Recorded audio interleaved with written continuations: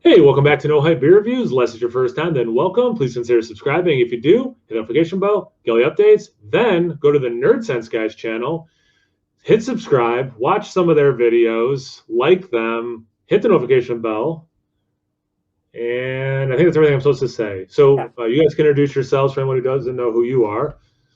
I'm Sean. I'm Mike. And And this this is Nerd. Oh wait, yeah, is that's the the video. end of the video. Dang, we can't. Uh, well, this is awesome, guys. So, like, you two are in person, which is rad.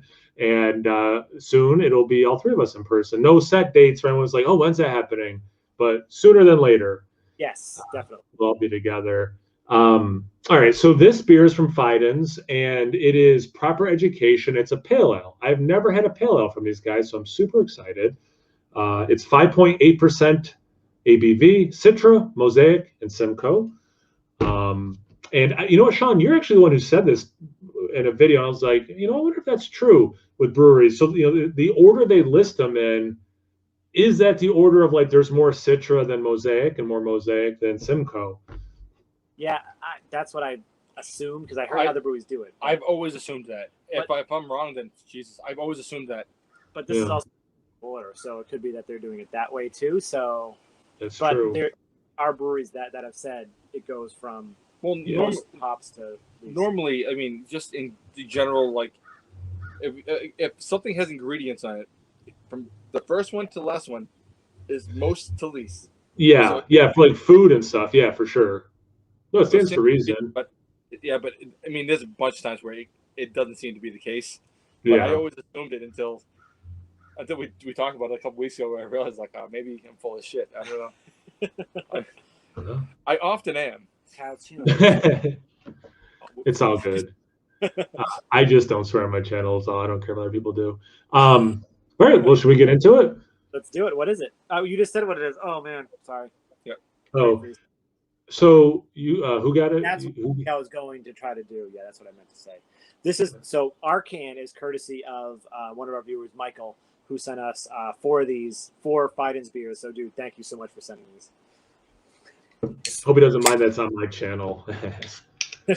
Well, hopefully he actually likes you and subscribes to you. That'd be really Yeah, he probably hates my guts, and he's like, yeah, no, can't watch that one anymore. Well, you are from New York. That's true. That's true. So I am very likable. That's a good point, Mike. That's a good point. Yeah, So one of the guys who started Fidens is a teacher, or was a teacher. So I wonder if that's part of the name Proper Education, or if I'm just looking too much into it, or what. Well, the names of the beers are one is the Socratic one. They are Yeah. sort of weirdly not educational, but they do have references to things that are a little more sophisticated than just like Citra Bomb. Yeah, truly, the Socratic questioning, which is part of the Socratic method, is a common teaching tool going back to, wait for it, Socrates. There you go. So a little history for you. All right. Anyway, no one came for the history lesson, so let's talk about the beer. Beautiful hazy. From Plato, to be fair. Plato. Wait. Plato was Socrates' student, if Socrates really did exist. Socrates taught Plato. Plato taught Aristotle. Aristotle taught Alexander the Great. Yes. No one came for that. So let's talk about the beer that people came for. Yeah, let's do that. I miss this. I'm going to say, like always, the beer looks better when Mike's holding it. Like, yeah, like that's mine's. It looks a little lighter than I think the beer is. I think it's somewhere between us, honestly. Middle ground. You think so? Yeah, mine's lighter than it's looking on camera, but not quite as light as yours. Okay. I mean, it's sort of it does look it's a very light but dense looking sort of hazy beer. Yeah. To me, it's more like pineapple juice maybe than 100%. Orange juice. Yeah. Yep. Agreed. Yeah. It's murky. Well, what I said in the last one is it looks a little bit like a Bissell beer, and this one does as well. Oh, okay. I'm okay with that. I like that. Riverhead sort of faded relatively quickly too, like especially for a lower ABV beer. Like you'd think it would stick around for a bit. Yeah, it did go away pretty quickly. That's true for all of us.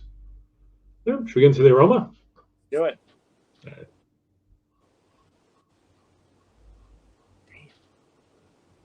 I actually forgot this beer had Simcoe until I smelled it. And what was that smell that you caught, Kyle? Well, I get like some orange for sure, but I get green onion, which I Yeah. get from Simcoe. So yeah, it was kind of a trip. 'Cause I was thinking like, oh, it's got citrus, so I'll get my typical, orange and peach that and mango that I'm always talking about. And then I was like, yep, I get that. Wait, there's some green onion, garlic. Not, I'd say more green onion than garlic, but I'm like, oh yeah, it's got Simcoe too. What about you guys? No, the green onion you're on point with.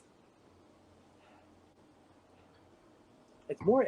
It just like in the beer we did before this, the Fidens. It's very yeasty. Okay. Yeast kind of like there's pop really go through. Like if you get past once you get past the green onion, like you can definitely tell the citrus there. Yeah, I actually thought both these noses were a little bit subdued. Like they're nice. I don't mean that in any way, but like they're not like just bursting. They're sort of they're very very nice. They don't to me within reason. They don't smell like super specific to certain hops, except it does have that sort of green oniony thing that Yeah. that. But it is almost like crafted in a way that they are trying to get to a flavor without you really being able to pick apart the hops. It's like a recipe rather than trying to bombard you with with bull crap. No, I totally understand. And I'm glad Sean mentioned yeast too. I noticed the last time I did three Fidens beers from the same release, different beers, same release. I had one like 2 days after or maybe the next day after I bought it, and I got a lot of yeast. And then the other two, again, different beers. The other two, I waited 2 weeks and 3 weeks, didn't even notice it.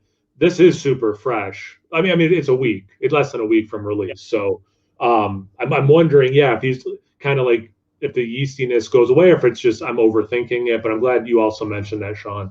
Well, Michael actually said drink two, like right away, and let the other two sit for 3 to 4 weeks, and Oh, then they'll develop over time. okay. So okay, so that yeah.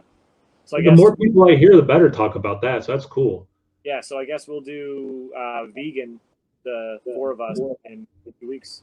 The thing is, I'll so when someone tells me to wait a couple weeks to drink the rest, I get nervous about what I'm about to drink. But these are good.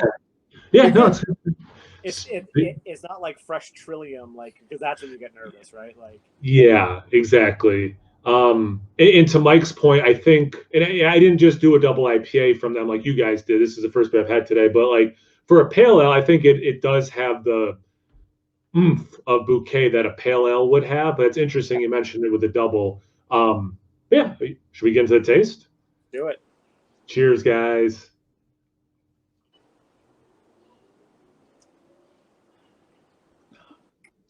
That's quite nice. As I said in the last one, I suppose that's really really Yeah, good. you did say that verbatim in the last one, but no, it is.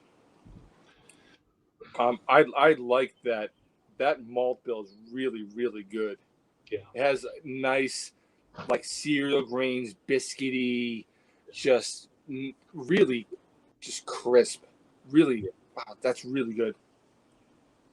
yeah. I like that you said crisp because this beer, interestingly, both drinks like a nice crisp pale ale, and then it also drinks a little bit bigger than that, and it kind of has both those things at the same time, which is rad. Yeah, and that's what they were going for. I got talking to Garrett when I was there, who works there, and I was getting this beer, and he was really impressed with the oomph of it. And I think this has some of that oomph.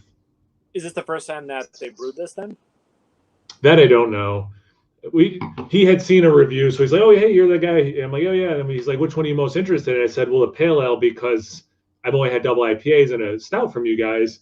He's like, "Yeah, we're really proud of how big it drinks for being a pale ale." I'm like, "Okay, cool," and I do think it has pale ale qualities. Don't get me wrong, but then there is a little bit more oomph, more into like the IPA range. So Oh, and like there definitely is a nice level of malt, but if you gave this to somebody that says, "I only drink hazy IPAs," they would love this beer. Like it still has that enough like citrus character, enough of that like bitterness going through, and then the malts there just like perfectly balance it out. It's like it's very well crafted.